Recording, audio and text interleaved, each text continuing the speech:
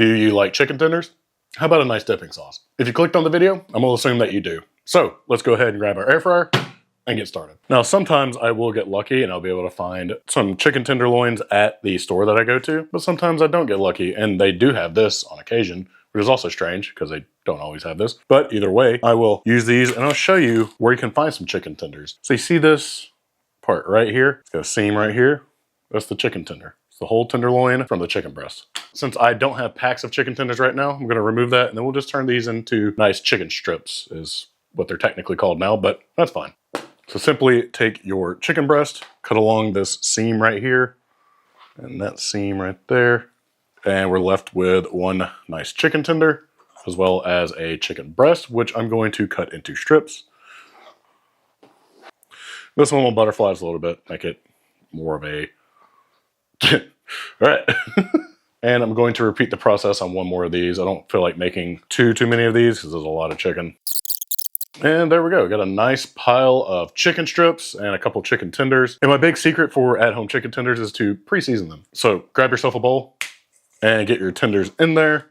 You can honestly use any seasoning you want, but for me, you probably know what I'm going to use. That's right, steak dust from my company, Carnivore Companion. I don't really know much to tell you to use, just sprinkle it. Whatever seasoning you're going to use, just coat it well. Probably went with about, I don't know, 3/4 of a teaspoon for all this chicken. Once this is seasoned up, we can set it aside and we can start working on our dredge. And all that entails is a couple cups of ground pork rinds. And you can go ahead and season your pork rinds if you feel like it. I don't really feel like doing it. I don't think it adds a whole lot, especially since I've already seasoned the chicken strips and chicken tenders, as well as a couple eggs.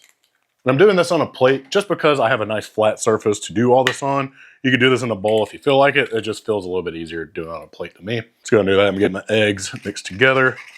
We'll go ahead and add a third egg just to be safe.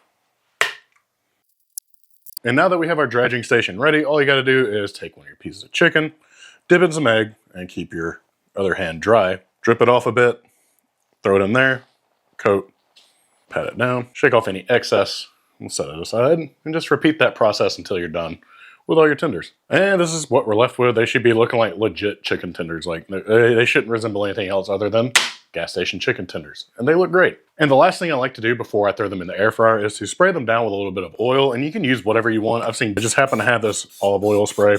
You don't need a whole lot. It's really just to help crisp it up a little bit. And I'll hit it again once it's in the air fryer, which I've got mine preheated 375 degrees. I'm gonna put the sprayed side down. Hopefully it'll fit all these tenders, but if not, I'll do a couple batches. It won't be a big deal. Hit that side with a little more olive oil spray. And then we can go ahead and get this into the air fryer at 375 degrees for about 8 minutes.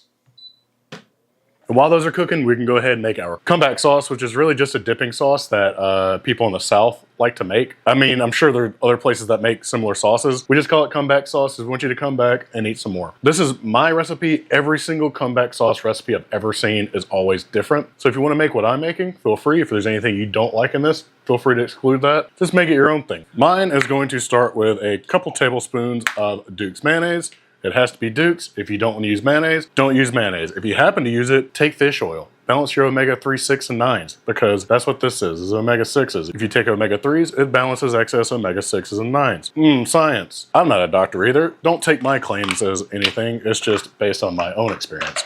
I'm gonna quit rambling and continue. And I don't really like a super heavy sauce anymore, so I like to cut it with equal amounts of sour cream typically. It just tends to lighten it up. To this, we're going to add a couple tablespoons of ketchup.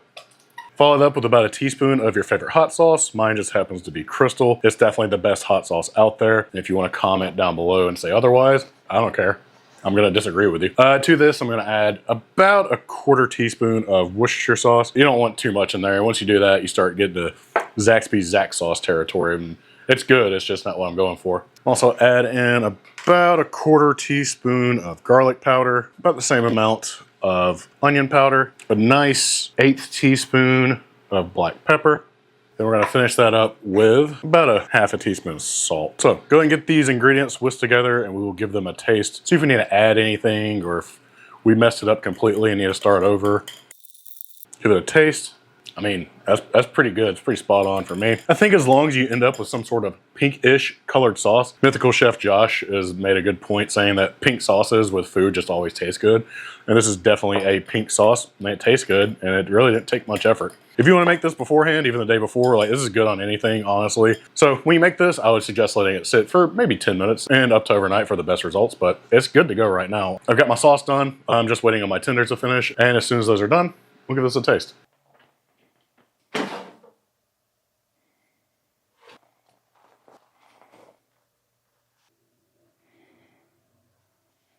And we can finally give these a taste. These might not be the most earth-shatteringly crispy things you've ever eaten in your life. However, they will tickle something within you to say like, oh, I just went and got chicken tenders from my gas station. And that's kind of what I want.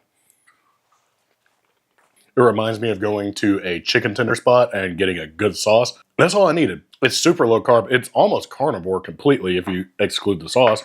But I mean, even if you just have the sauce every now and then, you're going to be okay. We need to be a little more flexible with the way that we eat, because whenever I lose flexibility in my life, I tend to overthink it and I tend to fall off pretty quickly. But go make yourself some chicken tenders, make some comeback sauce, impress your friends, impress your family, and enjoy. See you on the next one.